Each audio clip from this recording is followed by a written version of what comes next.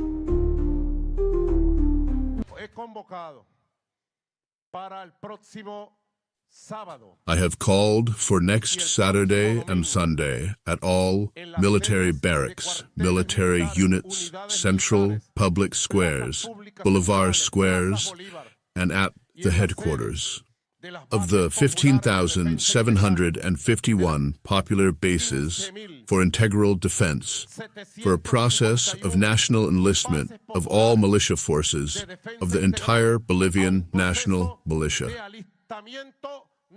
I call on all militiamen, militiawomen, reservists, and all people who want to enlist and join the ranks of the great national plan for sovereignty and peace.